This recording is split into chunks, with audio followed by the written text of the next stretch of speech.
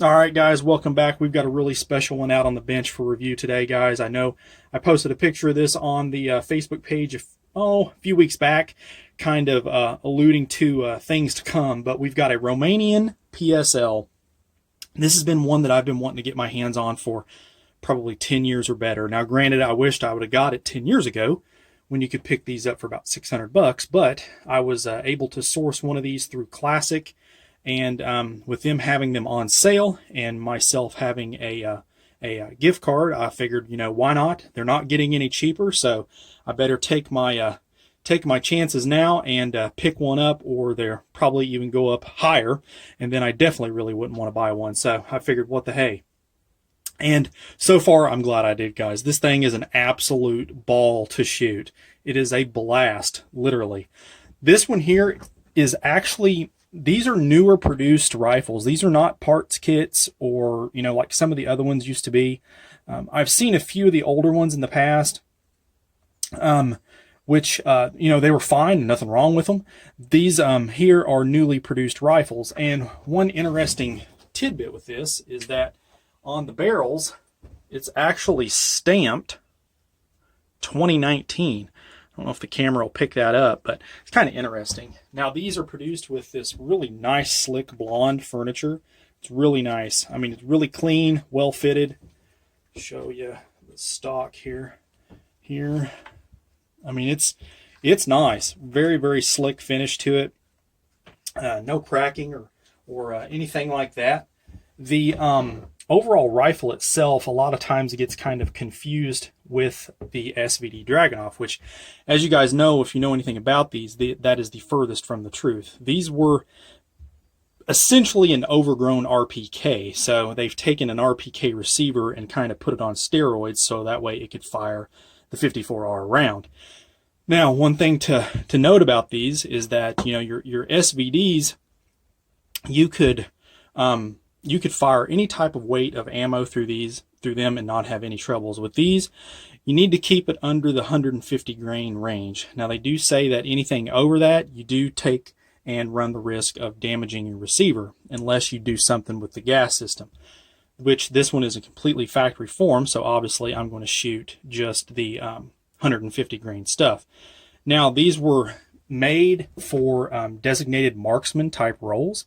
This is not a sniper rifle, which that term absolutely ekes me to no end. To me, there's no such thing as a sniper rifle. There's a sniper's rifle. The sniper is the guy behind the trigger, so it's not the rifle, guys. This one here was designed as an infantry designated rifle for somebody to reach out a little bit further than your standard, your AK-47, your by 39 rounds. So by that, 4, 5, maybe 600 yards, minute a man, this thing would take care of that, no problem at all. It does employ a 10-round detachable box mag, which this rifle does come with one. I can remember these things selling for 10, 15 bucks a piece. Now they're about 70 to 80 when you can find them. Just like everything else, it's just gone up and up and up. Now, Classic does offer these with a 4-power POSP scope, which I did get with it, but guys, it was horrible. Do not get the surplus scope. Just take your money and go to Kalinka and just buy one of theirs. I was able to get one of their 6-power illuminated ones for not much more than what they were wanting for those surplus ones. Now, good on Classic, they did finally take the scope back that I had gotten with it, but I mean, it was in really bad shape. So just kind of food for thought with that. But the rifle itself been absolutely flawless. The functionality is exactly the same as an AK. I mean, it's just big. That's the only difference. This one here does have their muzzle brake attached right there. Now, that is pinned. It does have the iron sights from the factory, which the cool thing about the POSP scope is that you can still use your iron sights roughly even with the scope mounted. So that's kind of cool. Now, this one here does have I believe it's a 24-inch barrel. It's not a thick profile, guys. These were meant to, pop a few rounds and get moving. So we're going to take it back and shoot some groups at the designated 100 meters as this scope is set up for. And we'll take some 3-shot groups. I've got some Wolf Military Classic. This is some 148 grain ball. I've got some PPU 150 grain soft point. And I also got this stuff here from Graphs. This is 150 grain SST. So these are 2 brass case loads, and here is a steel case load. But we'll take it back and see what we can do as far as some groups goes. I just picked up an extra, this is actually an extra Mosin Nagant sling that I had. It works, you know. The like I mentioned, the scope that I went with, this is a 6 power, unlike the standard 4 power, and it is illuminated.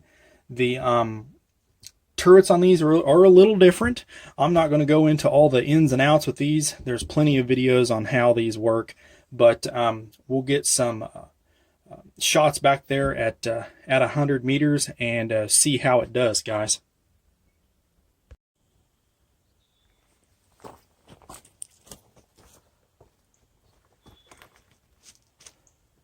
All right, guys, we've made it back here with the PSL. We're going to shoot 3 different loads. We're going to shoot that Military Wolf Classic, or that Wolf Military Classic, some PPU, 150 grain soft point, and some of this 150 grain Hornady SST from Graphs. We're going to shoot just 3-shot groups, guys, and 100 meters or 110 yards, and just kind of see what we can get. Basically expecting, around the 3-ish MOA range. That's about what most of these shoot at. Again, this is not a precision rifle, but we'll see what happens here with it, okay? Your magazine, that 10-round box mag, it's the rock and lock style. Put your little peg in the front there and just rock it back until it clips onto the tab there, and you're ready to shoot. So we'll start with this Wolf here at 100 meters or 110 yards and see what happens.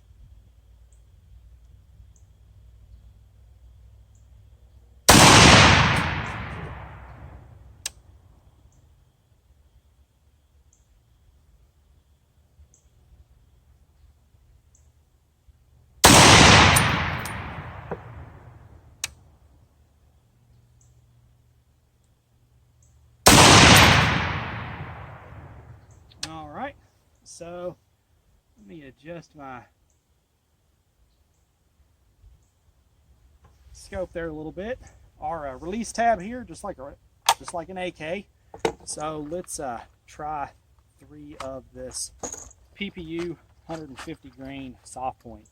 And believe it or not, this stuff here is actually not that bad a price. I was hunting around for some various loads to try out in this rifle. And of course, you know, PPU makes a lot of different oddball calibers. And best thing about it is it's in brass case, so you can actually reload these. So let's try 3 of these.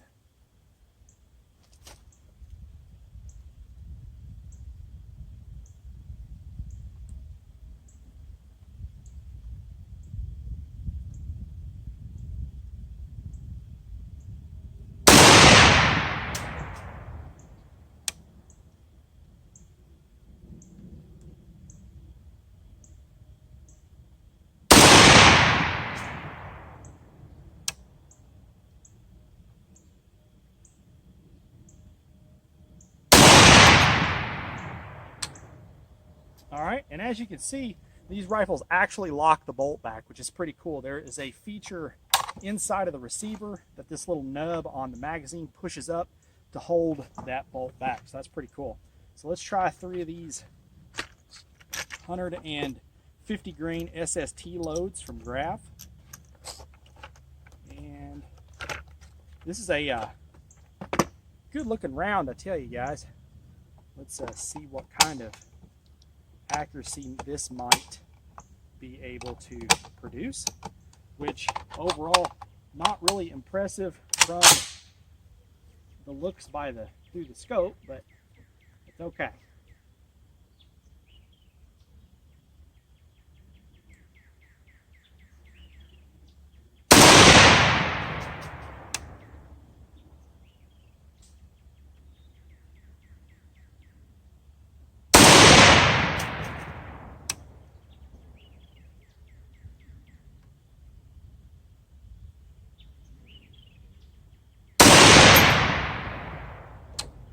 All right.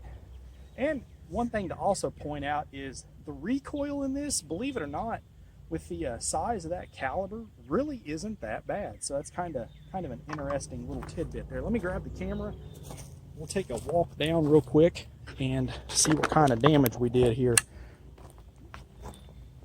It, I tell you, is a ton of fun to shoot. But one thing I will kind of point out to you guys is going into a rifle like this with realistic expectations. This is not your sub MOA bench gun shooter. It was not designed as that, and they don't do that. Most of them shoot around, I've seen 2 to 4 MOA on average, depending on the rifle itself and what ammunition you're using. The cool thing about these rifles is being able to use that cheaper Wolf or Tula steel case. And as you guys know, that stuff's fine for just dinking around and plinking, but it's not the most accurate of loads. But that PSL chucks it right along. I tell you, I've got about 200 rounds to that rifle now, and it has not had one malfunction. Just like any other AK. I'm dodging the mud puddles here, guys, so we're kind of taking a detour. Okay, so let's see here. Okay, this is that Wolf. Okay, so one here, and one here. That's about what I would expect out of the Wolf. You know, it kind of is what it is. The Wolf is it's fun to plink with. I've shot a lot of steel with it, but it's definitely not going to win you any precision awards. Here is that the PPU. Here is the first shot. Now, I don't know where the other two went. You guys can probably follow along in the shot cam and see those. And this right here is that Graph's load. I tell you, that right there is pretty dang good. So we've got about a 2.5-inch group there. I'll take that any day of the week, guys. Now, granted, that is a little bit more of an expensive load. I think that's around $22 a box. You know, it kind of is what it is. You know, sometimes you got to pay for accuracy, but one thing I will tell you guys to keep in mind, these rifles are definitely not going to win you any precision awards. They are not the most accurate rifles, but one thing I can guarantee you is they are a hell of a lot of fun. And for me, I knew what the rifle was going into it. A lot of guys that buy these don't. I knew that the rifle shot basically how it was going to and how you guys have seen here.